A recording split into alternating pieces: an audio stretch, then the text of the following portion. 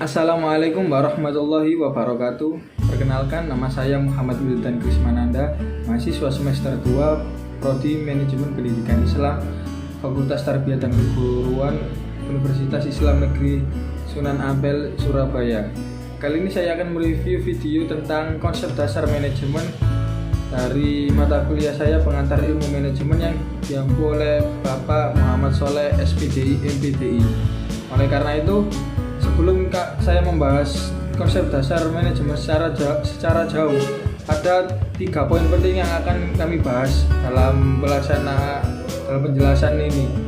Yang pertama, ada pengertian manajemen itu sendiri, dan yang kedua ada batasan-batasan dalam manajemen, dan yang ketiga ada ilmu dan seni dalam manajemen.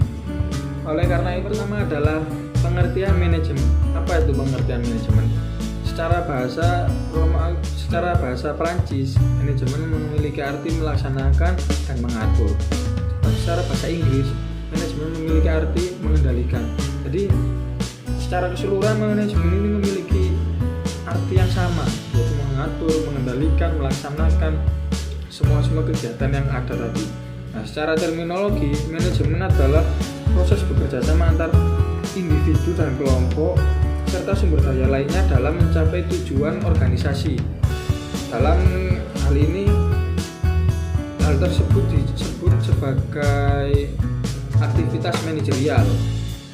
Nah, menurut para ahli, khususnya Richard L. Duff, manajemen adalah mencapai tujuan pengorganisasian dengan cara efektif, efisien, melalui perencanaan, pengorganisasian, pengarahan, dan pengendalian sumber daya organisasi.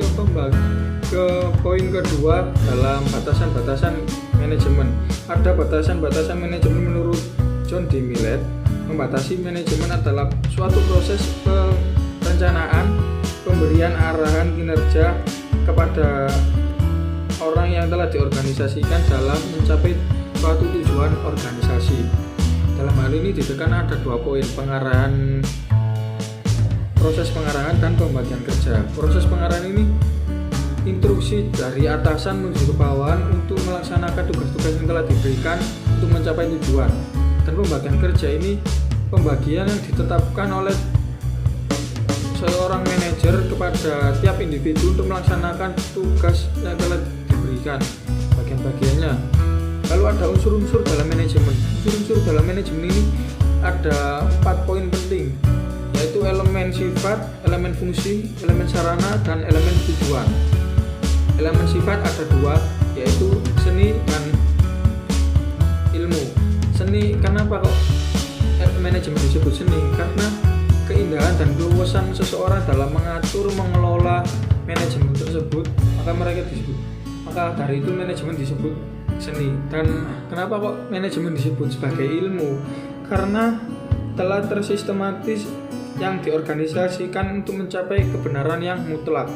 Lalu poin yang kedua adalah manajemen sebagai fungsi. Manajemen sebagai fungsi adalah yang kita ketahui secara umum ada 4: planning, organizing, actualing, dan controlling. Yang diartikan dalam bahasa Indonesia ini perencanaan, pengorganisasian, pengarahan, dan pengawasan atau pengendalian.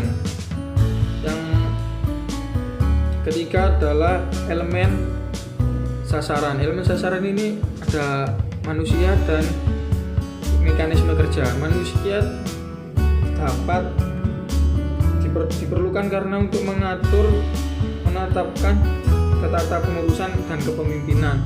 Dan yang kedua, mekanisme kerja itu adalah tahapan atau proses-proses yang dilakukan untuk mencapai tujuan organisasi. Lalu ada yang keempat, elemen tujuan. Elemen tujuan adalah hasil akhir yang diinginkan atas suatu tahapan pelaksanaan kegiatan. Dalam artian secara luas mengandung hal seperti objektif, mission, deadline, dan target. Nah, ketika ada bagaimana ilmu dan seni dalam manajemen. Ilmu dan seni dalam manajemen, yang pertama, seni dalam manajemen. Seni dalam manajemen kenapa kok disebut seni? Karena tidak semua orang itu bisa melakukan hal tersebut. Karena keindahan, keluasan, keterampilan seseorang dalam memimpin organisasi atau menjadi seorang manajer, seni di sini dapat diartikan dalam tidak semua orang bisa memiliki kemampuan seperti itu. Memang manajemen bisa dipelajari, tapi tidak semua orang bisa menerapkan ilmu yang mereka miliki, kan gitu. Lalu manajemen sebagai ilmu. Kenapa kok manajemen disebut sebagai ilmu? Karena manajemen itu bisa dipelajari oleh semua orang. Karena manajemen memiliki 3 pangkal ilmu, yaitu empiris, rasional, dan sistematis. Empiris ini berdasarkan pengalaman seseorang, lalu kita ambil pelajaran yang bisa kita ambil hikmahnya, bisa kita mendapatkan ilmu dari pengalaman orang tersebut. Lalu yang kedua ada rasional. Rasional itu bisa diterima oleh akal, logis. Jadi ilmu yang didapatkan ini logis dan rasional, bisa diterima oleh akal gitu loh. Nah, lalu yang ketiga ada sistematis, yakni mengikuti kerangka ilmiah. Jadi ada step-stepnya dalam mempelajari ilmu manajemen ini, tidak langsung meloncat, akan tetapi kan ada tahapan-tahapan atau sistematis. Jadi secara kesimpulan, manajemen dapat diartikan sebagai pengendalian, pengorganisasian, pelaksanaan tugas yang dilakukan secara kelompok atau organisasi dalam mencapai tujuan bersama. Dan batasan-batasan dalam manajemen dapat diartikan sebagai 4 elemen itu tadi. Yang pertama adalah elemen sifat, elemen fungsional, elemen sarana, dan elemen tujuan. Nah, dan poin yang ketiga ada manajemen sebagai seni dan ilmu. Karena manajemen bisa dipelajari oleh semua orang dan tidak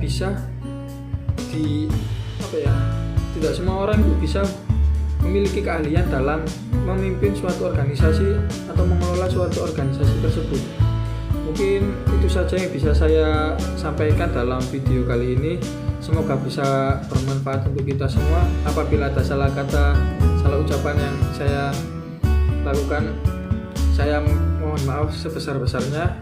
Wallahumma muwaffiq ila aqwamit thoriq. Wassalamualaikum warahmatullahi wabarakatuh.